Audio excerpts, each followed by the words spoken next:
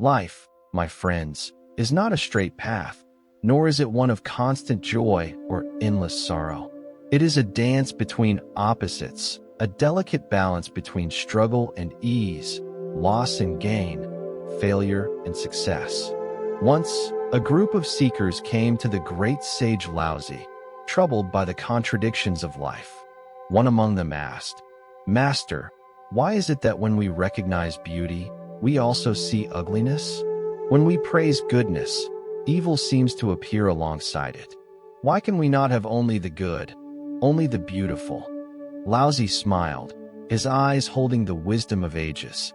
He poured tea into their cups, slowly, deliberately, letting the warmth settle in the air. Then, in a voice as gentle as a river's flow, he spoke. To know the light, one must first understand the darkness. To appreciate warmth, we must experience the cold. The seekers listened intently. This is the nature of life, a world where opposites define each other. When we recognize beauty, we also create ugliness. When we acknowledge goodness, we bring its opposite into awareness. This is not a flaw in the system of life, it is its very essence. One of the seekers frowned, still puzzled. But why must it be this way, Master? Why must suffering exist alongside joy? Why can we not remove one and keep the other? Laozi set down his cup and looked at them with deep wisdom in his eyes. "Tell me," he said, "could you appreciate ease if you had never known struggle? Could you value success if you had never tasted failure? Would you even recognize light if you had never seen darkness?" The seekers remained silent, reflecting. Think about it. Without hardship, could we truly appreciate ease? Without failure, would success hold any meaning? The tallest mountain is only tall because valleys exist. Every note in a song matters because of the silence between them. The power of acceptance. A wise person does not resist this truth, Laozi continued. They embrace it. They understand that struggle and comfort are not enemies, but partners in growth. When you face difficulties in life, remember, ease will follow. When you experience setbacks, know that success is forming on the horizon. He looked at one of the seekers, who had been quiet until now. "Tell me, young one, do you know how a great sword is made?" The young man shook his head. "A sword is not born sharp," Laozi explained. "It begins as raw metal, dull and unshaped.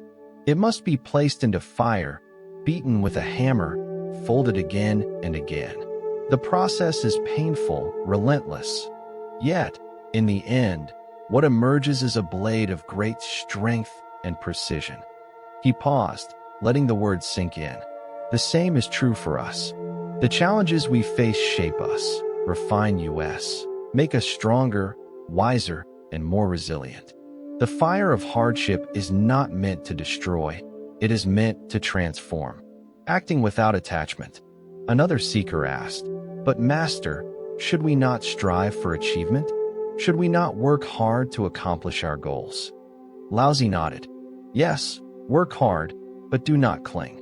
Do not let your happiness be chained to outcomes." The sage, the truly wise individual, does not act for personal gain. They do not cling to achievements or obsess over results. Instead, they move through life with a sense of purpose and effort, but without the burden of expectation. He pointed to the old trees standing tall outside. "Do you see the trees? They give shade, they bear fruit, but they do not demand gratitude. They do not hold on to their leaves when the seasons change. They simply exist, fulfilling their nature, giving freely." He continued, "Think of a great leader, a teacher, a parent. They give, they build, they nurture, not for applause or recognition, but because it is the right thing to do. They do not seek control over results. They trust the process." A woman among the seekers smiled, like a gardener planting seeds. They do their work, but they do not force the plants to grow. Laozi nodded approvingly. Exactly. A gardener waters the soil, ensures proper sunlight, removes weeds. But they do not pull on the plant, demanding it grow faster. They trust that nature has its own rhythm, and so does life. Letting go to achieve more. A merchant among the group spoke next. Master, in my work, I am constantly worried about success. I fear failure. If I let go, will I not lose everything? Laozi studied him for a moment before answering. Tell me, have you ever held sand in your hand? The merchant nodded. If you grip it too tightly, what happens? It slips through my fingers. And if you hold it gently, it remains. Laozi smiled. This is the secret to life. When we cling too tightly to things, money, power, success, even people, we lose them. But when we learn to hold with an open hand, to trust, to let things flow, we find that we gain more than we ever expected. The merchant looked down, deep in thought. This does not mean inaction, Laozi clarified. It means trusting that when we put in the right effort, the right results will follow. And even if they do not appear as expected, we will still grow, we will still learn, we will still move forward. The timeless truth. As the sun began to set, Laozi spoke one final time. Everything in life rises and falls, begins and ends, but the wisdom we gain remains.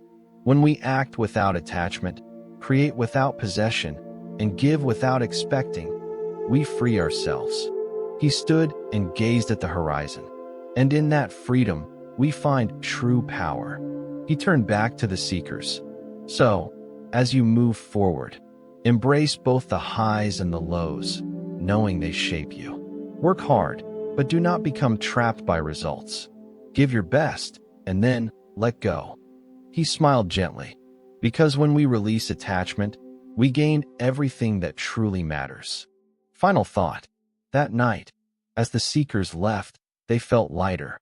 The weight of their worries had not disappeared, but somehow they seemed easier to carry.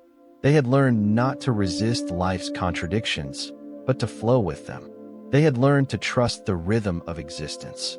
And perhaps they had taken their first step toward true wisdom.